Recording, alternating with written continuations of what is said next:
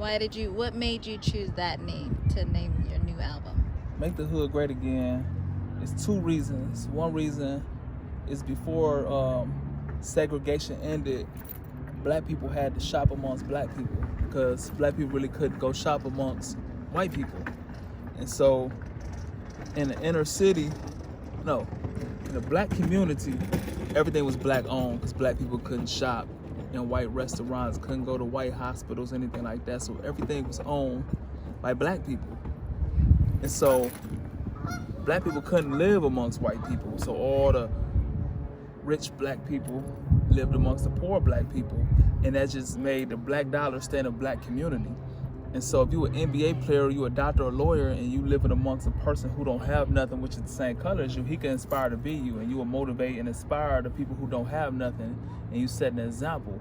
And they'd be like, damn, I want to be just like him, so let me hit the books, or let me work hard so I could be successful like this black man that I see every day.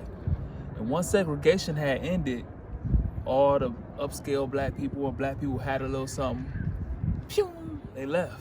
They wanted to live amongst the white people.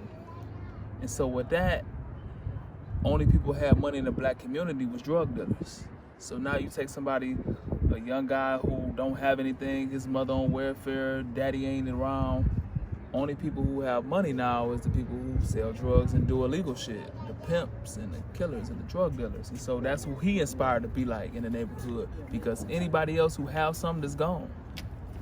And I think that hurt the black community once segregation was over, and anybody who had a business, they abandoned it. And so what happened was the foreigners came and took over all the black-owned businesses. So now we don't even own our business in our community anymore. We don't own the homes anymore. There's no successful black people who live amongst us anymore.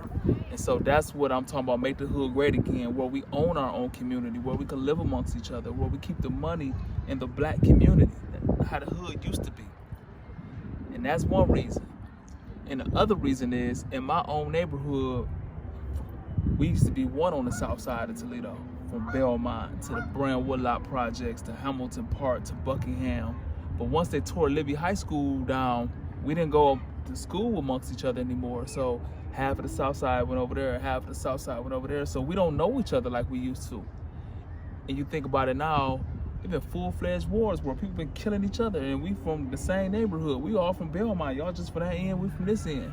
And that never happened in our neighborhood. And so when I say make the hood great again, I'm talking about in our hood, we had straight unity, south side love. We might fight amongst each other, but it never came down we killing each other mamas and stuff like that. So when I say make the hood great again, make the south side unified once again. And on a larger level, let's own our own community again. Let's shop in our own community, keep things and our dollars in our own community. And so with that being said, let's make the hood great again, July 4th. So powerful.